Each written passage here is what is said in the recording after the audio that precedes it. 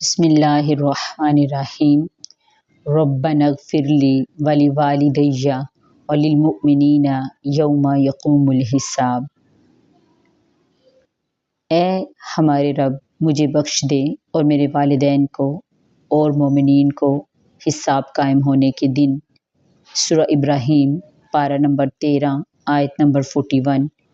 اس آیت مبارکہ میں سب سے پہلے اپنی ذات کے لیے، پھر اپنے والدین کے لیے اور اس کے بعد مومنین کے لیے بخشش کی دعا مانگنے کا حکم دیا گیا۔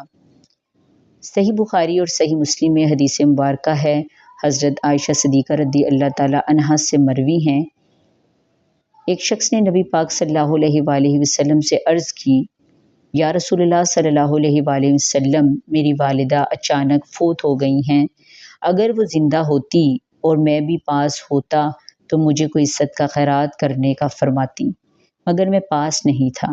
نبی پاک صلی اللہ علیہ وآلہ وسلم، میں کوئی صدقہ خیرات کرنا چاہوں تو میں کیا کروں؟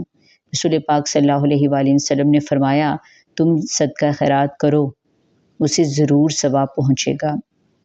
ابو داؤد کی حدیث مبارکہ، حضرت سعد بن عبادہ رضی اللہ تعالی عنہ نے سوال کیا نبی پاک صلی اللہ علیہ وآلہ وسلم سے، یا رسول اللہ صلی اللہ علیہ وآلہ وسلم، میری والدہ فوت ہو گئی ہیں، اب میں ان کے لیے کون سا صدقہ کروں جو افضل ہو؟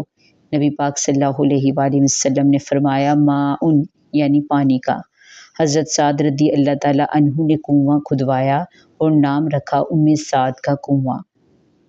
اس کے علاوہ حدیث مبارکہ حضرت ابو اسید رضی اللہ تعالیٰ عنہ فرماتے ہیں، ہم نبی پاک صلی اللہ علیہ وآلہ وسلم کی خدمت میں تھے کہ ایک شخص آیا اور عرض کی، یا رسول اللہ صلی اللہ علیہ وآلہ وسلم، والدین کی وفات کے بعد کوئی ایسی چیز ہے جس کے ذریعے میں ان کے ساتھ حسن سلوک کروں؟